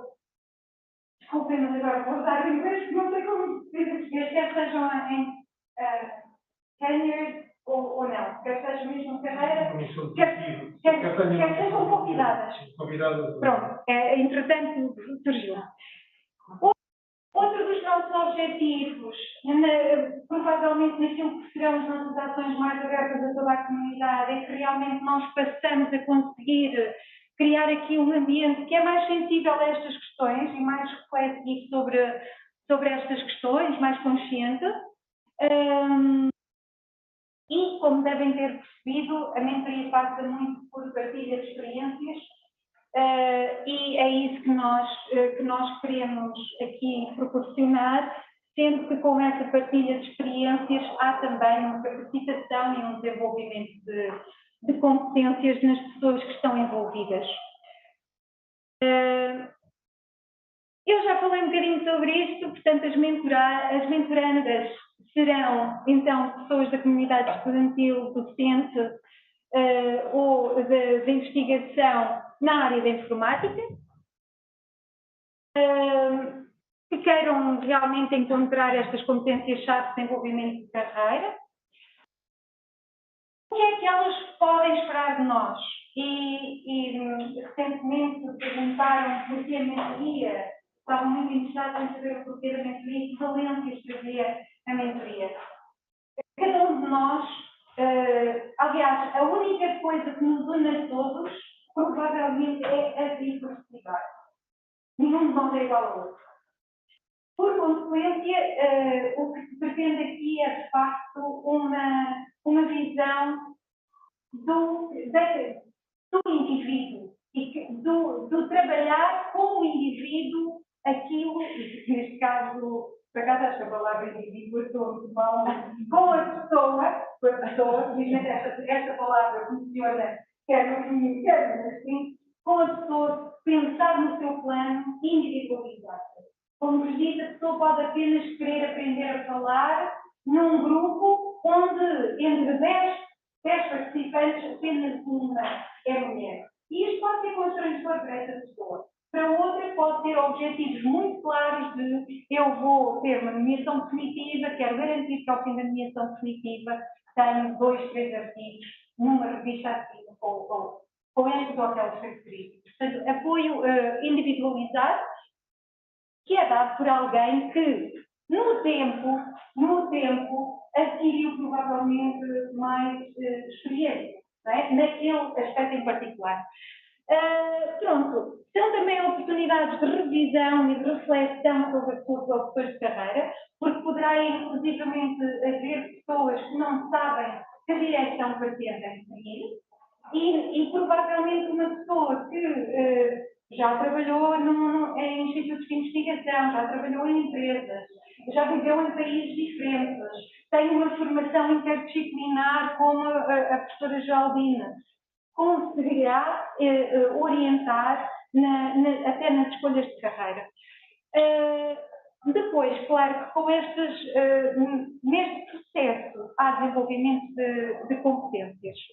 Quanto aos mentores e às mentoras, novamente serão os mesmos membros, quer da comunidade estudantil, quer da comunidade de investigação, quer da docência, que tenham realmente este interesse em partilhar as suas experiências e desenvolver esta parceria com alguém. Este trabalho de apoio a estas pessoas com menos experiência. Pensamos que este trabalho também será muito positivo para quem quiser vir e ser mentor ou mentora, sendo que uma das coisas será, uma das mais-valias será reforçar as suas competências de comunicação, de acompanhamento, de transmissão, de experiência e também de liderança. Outra das coisas que eu acho que é muito interessante é que nós paramos muito poucas vezes para pensar sobre a nossa própria carreira. E quando estamos num papel de mentor, nós somos obrigados a pensar o que é que foram as tuas próprias realizações até hoje? Quais é que são as mais-valias? Quais foram as tuas forças? Como é que as comunicas a alguém e ajudas esse alguém com base na tua própria experiência e no teu próprio exemplo?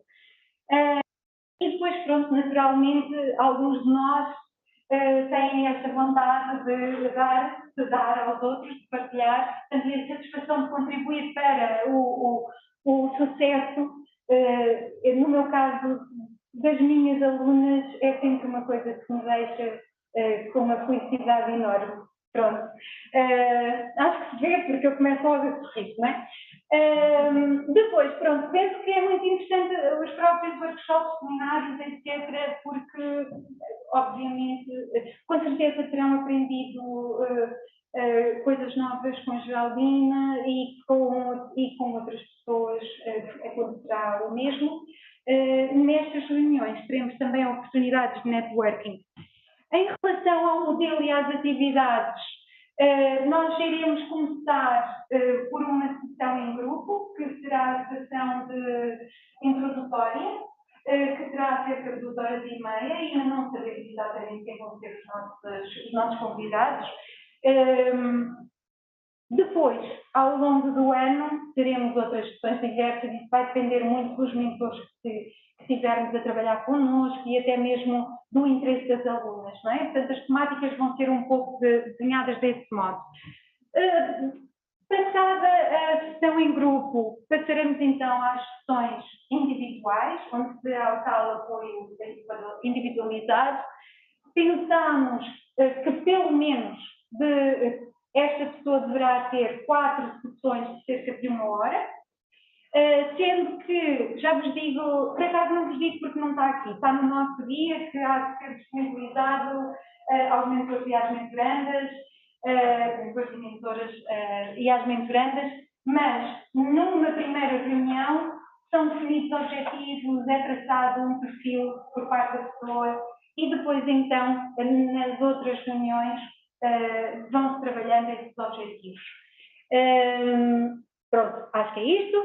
Em termos de organização, e já devia ter dito isto, o primeiro ciclo de mentoria terá início no início do próximo ano, porque neste momento já não haveria tempo para dar um apoio. De qualquer modo, nós queríamos ter a certeza que no início do próximo ano já podemos informar as alunas de que temos este programa a funcionar. Vamos começar então pela fase de preparação, onde faremos o recrutamento quer das mentoras e dos mentores, quer das mentorandas. Depois há aqui, ali é o nosso grande desafio, depois vai ser a tal criação de paz, de trabalho, não é? Depois há todo o momento dedicado à colaboração, que consiste na relação mentoria, que vai ser traçada pelos pares, e depois a avaliação. Não podemos fechar um ciclo de mentoria sem fazermos a avaliação do cumprimento ou não dos seus objetivos, dos objetivos que foram traçados e o balanço de toda a relação de mentoria. Então, próximos passos. Já disse quando é que vamos começar. Primeiro ciclo de mentoria no início do ano letivo. No nosso site temos 2 links.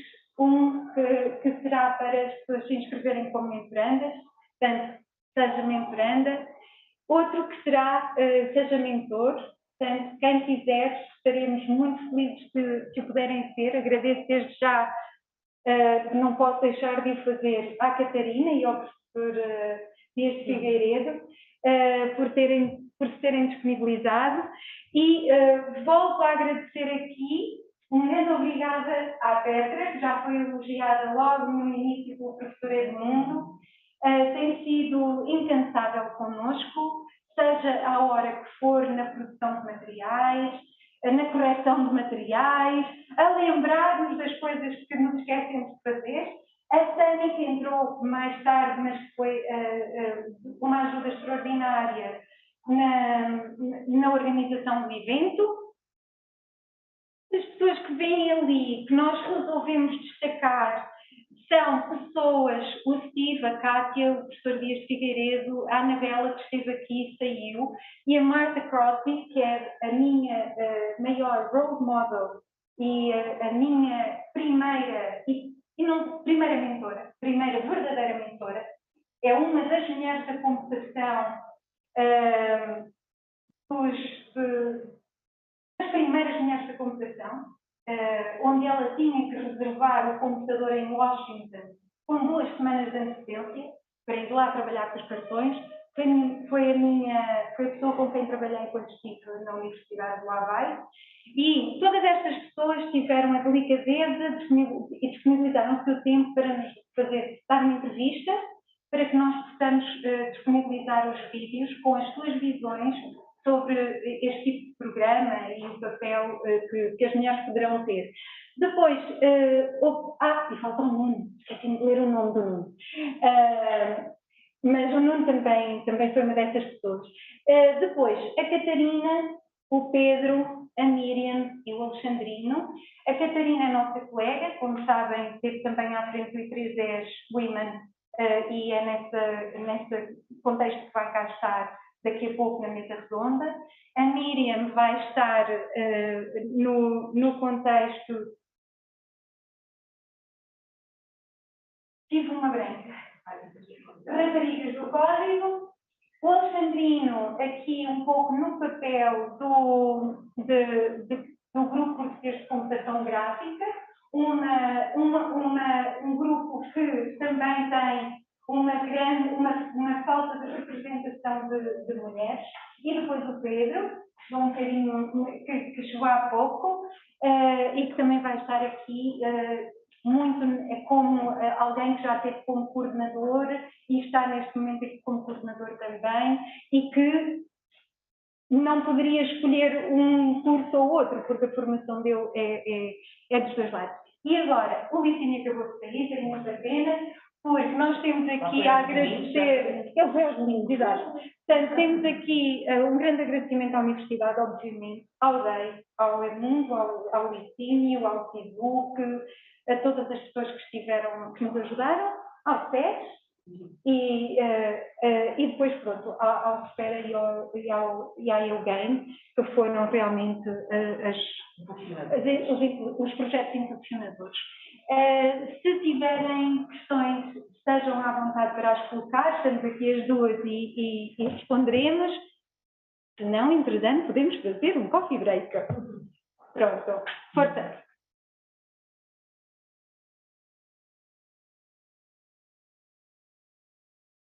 É só uma questão de aqueles 18% dos estudantes da área de informática não podem só contar com design e multimédia. Estamos. Esse número com design e multimédia. São números do departamento. São os números do departamento.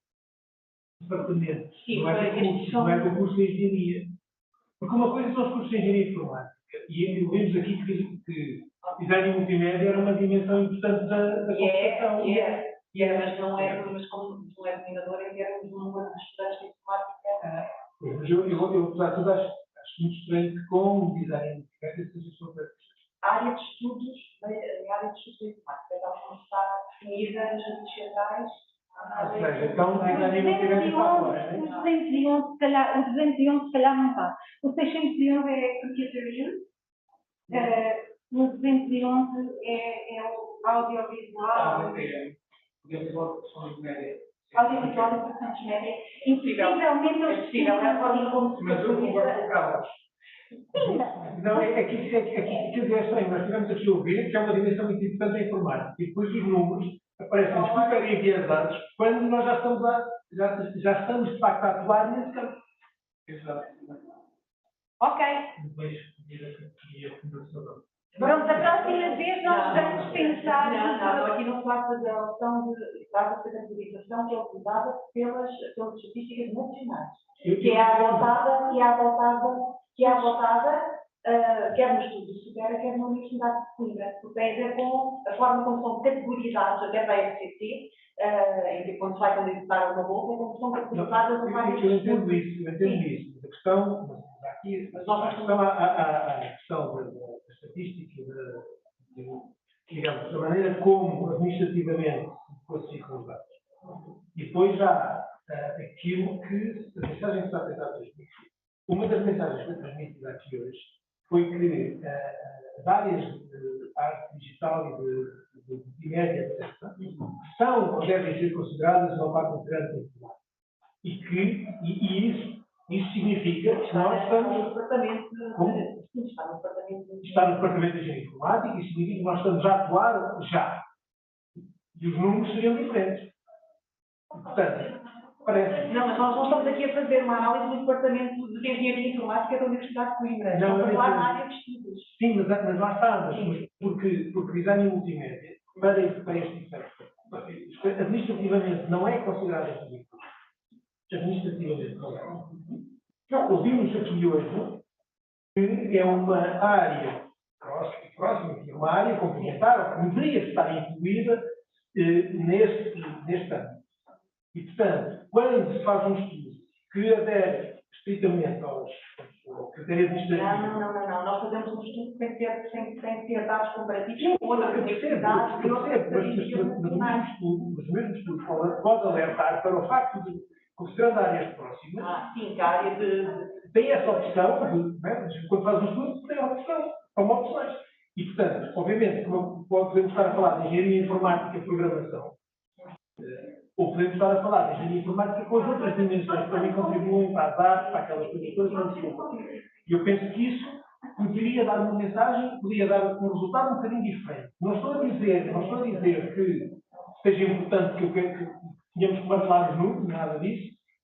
Por outro lado, reconhecer que há atividades que estão em curso e que já respondem de certa forma àquilo que foi identificado. Mas eu penso que o colega tem dados diferentes.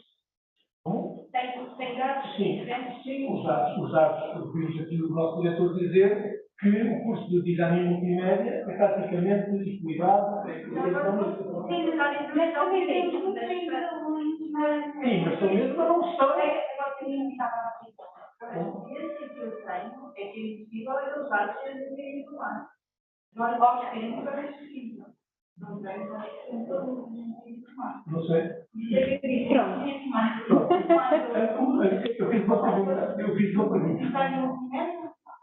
Tem muito mais oportunidade na mulher, a professora de direito tem muito mais experiência. Sim, o professor tem mais experiência. Mas nós vamos ver os números novamente, vamos ter Sim, realmente, se calhar nos estudos, estamos a ter também vítimas da visão. Os dados foram utilizados desde o ano 2000 até ao ano 2020, na verdade, diz respeito às estatísticas nacionais. E as estatísticas nacionais têm os critérios do Instituto Nacional de Estatística para a classificação das várias áreas dos estudos. E o que é relevante e o que é importante não é saber se é 18%, é saber que já foram 26% e que agora estão nos 20%. Isso é que é importante. E mesmo que, obviamente, os cursos de design, não é? E multimédia foram cursos de desenvolvimento muito mais recentes e que são mais feminizados, até provavelmente poderiam contribuir para uma maior participação das mulheres na área. E parece que isso não acontece. De repente, nós temos uma perspectiva, é preciso ter uma perspectiva. Isto é um pouco relativo. Óbvio que há muito mais mulheres agora na informática do que havia em 2020. legislativo que não aumentou, não, enfim, até 2017 estava a subir. A própria criação de cursos de engenharia, de cursos de design multimídia, combinam as duas coisas. Pode ser suficiente para que algumas mulheres escolham esse curso mais especializado e se afastem da engenharia informática, quando não havendo, estariam naturalmente todas na engenharia informática, que era a que cobria aquelas dimensões. Portanto, eu penso que há aqui, eu não estou aqui a defender posição nenhuma, acho que é preciso olhar para os números, é preciso, eu concordo que é preciso haver comparabilidade e para isso há as classificações, mas depois também tem que haver um sentido crítico para perceber se as classificações são redutoras ou se refletem na realidade que nós podemos analisar. Sim, fala lá. Porque eu vou pedir para parar. É para fechar a conversa. Sim. Mas esse caso referido é este. Daqui a pouco a gente vai entender que é muito piada, mas 60% das estatísticas estão erradas. Olha, quero agradecer então a todos. Nós estamos atrasados, não poderia ser um evento português se não estivéssemos atrasados, mas paramos uns minutinhos, vamos aqui atrás ao coffee break e depois retomamos. Estou com muita preocupação porque eventualmente posso perder uma das minhas participantes da mesa redonda e estou a ficar muito triste. Então, mas obrigada a todos e já voltamos, está bem? Eu já vos chamo no máximo 10 minutos, mas vamos ver se